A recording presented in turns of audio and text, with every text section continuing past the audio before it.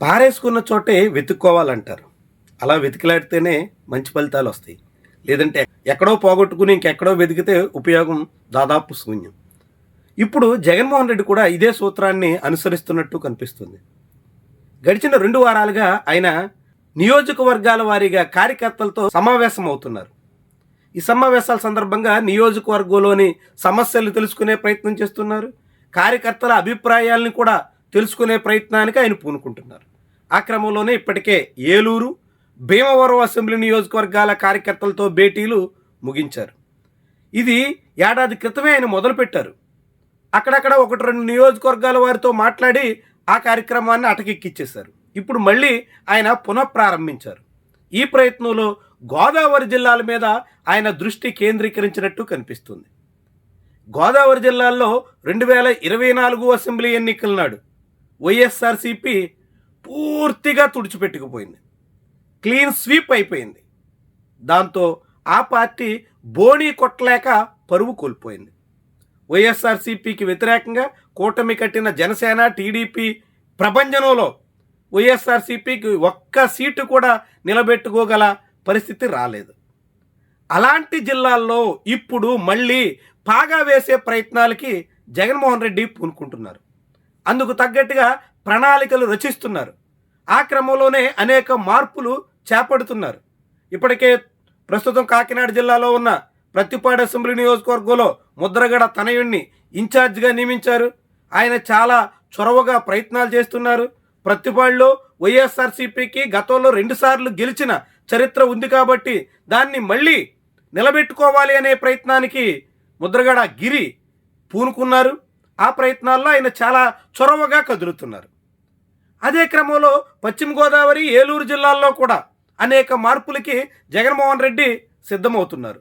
ఆ క్రమంలోనే తాడేపల్లిగూడెం అసెంబ్లీ నియోజకవర్గ ఇన్ఛార్జిగా మాజీ డిప్యూటీ సీఎం కొట్టు సత్యనారాయణని పక్కన పెట్టి కొత్త నేతకు అవకాశం కల్పించారు.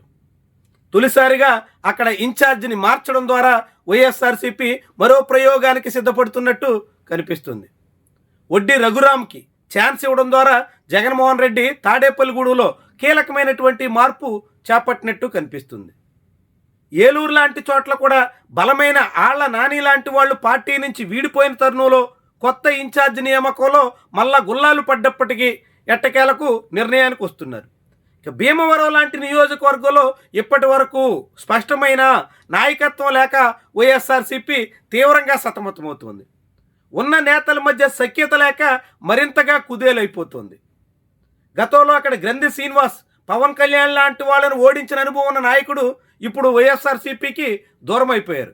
ఆయన స్థానంలో బలమైన నాయకుడిని ఇన్ఛార్జిగా నియమించి తిరిగి పార్టీని పట్టాలెక్కించాలన్న జగన్మోహన్ రెడ్డి సంకల్పం పూర్తిగా నెరవేరలేదు. దాంతో అలాంటి ప్రాంతాల్లో ఇప్పుడు ఏలూరు, భీమవరం ఇలా నాయకత్వం కొరతున్నటువంటి నియోజకవర్గాల్లో జగన్మోహన్ రెడ్డి దృష్టి పెట్టినట్టు కనిపిస్తుంది.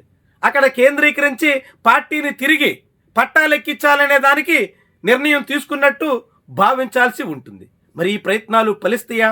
అప్పుడప్పుడు ఆ నియోజకవర్గ నేతలతో తాడేపల్లిలో భేటీలు నిర్వహిస్తే సమస్య పరిష్కారం అయిపోతుందా? పార్టీ తిరిగి పుంజుకునేదానికి అవకాశం సిక్కుతుందా? ఇది చాలా ముఖ్యమైనటువంటి ప్రశ్న. వైఎస్ఆర్సీపీలో నాయకత్వానికి కేడర్కి మధ్య చాలా దూరం పెరిగిపోయినటువంటి కారణంగా 2024 ఎన్నికల్లో ఆ పార్టీ పుట్టి మునిగిపోవడానికి ఒక ప్రధానమైనటువంటి అంశమైంది. ఇప్పుడు దాన్ని భర్తీ చేసేటువంటి ప్రక్రియ వైఎస్ఆర్సీపీలో మరింత చొరవగా జరగాల్సినటువంటి బాధ్యత ఆ పార్టీ నాయకత్వం మీద ఉంటుంది. ఎంపిక చేసినటువంటి కొంతమందితో తాడేపల్లిలో భేటీ అయితే నిజమైనటువంటి కేడర్ మనసులో మాట బయటపడేదానికి అవకాశం ఉండదు. ఎందుకంటే అసలు ఆయా నియోజకవర్గాల నుంచి జగన్మోహన్ రెడ్డి వద్దకు తీసుకొస్తున్నటువంటి కేడర్నే పూర్తిగా తమకు అనుకూలంగా ఉన్నటువంటి వాళ్ళకి మాత్రమే అవకాశం ఇస్తూ చాలా క్లియర్గా ఎంపిక చేస్తున్నారు. మరి అలాంటి వాళ్ళు మాట్లాడే మాటల వల్ల జగన్మోహన్ రెడ్డి ఆశించిన ప్రయోజనం ఎంత మేరకు దక్కేను? వైఎస్ఆర్సీపీలో పూర్తి స్థాయిలో ఉత్తేజం నింపాలన్న ఆ పార్టీ అధినేత లక్ష్యం ఎంతవరకు నెరవేరేను? నిజంగా కేడర్ మనసులో మాట తెలుసుకోవాలన్నా, ఆయా నియోజకవర్గాల్లో పార్టీని పట్టాలెక్కించాలన్నా, తిరిగి మళ్ళీ పార్టీ పునరుత్తేజంతో సాగాలన్నా అసలైన కార్యకర్తల అభిప్రాయాలు తెలుసుకోవడం ఆ పార్టీ అధినేతకి అత్యవసరం. అత్యంత కీలకం కూడా. మరి అలాంటి ప్రయత్నం జరగకుండా ఏదో ప్రతి నియోజకవర్గ వాళ్ళతో మాట్లాడుతున్నాం, అక్కడ అంతా చక్కబడుతుంది, అంతా బాగుంటుంది అనుకుంటే 2024 ఎన్నికల నాడు జరిగిన పరిణామాలు పునరావృతమయ్యే ప్రమాదం ఉంటుంది. అయితే ప్రజల్లో వ్యతిరేకత పెరుగుతుంది కాబట్టి, కూటమి ప్రభుత్వం అన్నింటా విఫలమవుతుంది కాబట్టి అదంతా తమ వైపే మళ్ళుతుంది అన్నది వైఎస్ఆర్సీపీ నేతల ధీమా.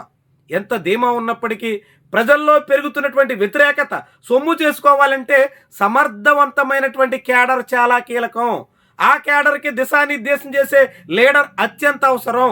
అలాంటి లీడర్ నియోజకవర్గాల వారీగా లేకపోతే ఏదో అధినేత చెప్పినటువంటి మాటల ద్వారానే అంతా అయిపోతుందనుకుంటే ఆ తర్వాత వైఎస్ఆర్సీపీ చేతులు కాలాక ఆకులు పట్టుకున్న పెద్ద ప్రయోజనం ఉండదన్నది గుర్తెరగాలి. అందుకు తగ్గట్టుగా వ్యవహరించాలి. ఇదే పందాన్ని కొనసాగిస్తే మాత్రం ఆశించిన ఫలితాలు రావన్నది తెలుసుకుని అడుగులేస్తే ప్రయోజనం ఉంటుందన్న మాట మాత్రం ఖచ్చితంగా చెప్పాల్సిన వాస్తవం.